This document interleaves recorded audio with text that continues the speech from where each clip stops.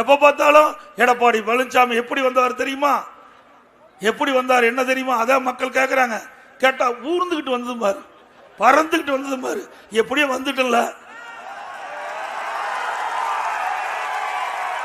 என்னை கண்டா பயப்படுறீங்களா? ஒரு கிராமத்துக்காரன் கண்டா பயப்படுறியா இல்லையா? பயம் வந்துடுதுல.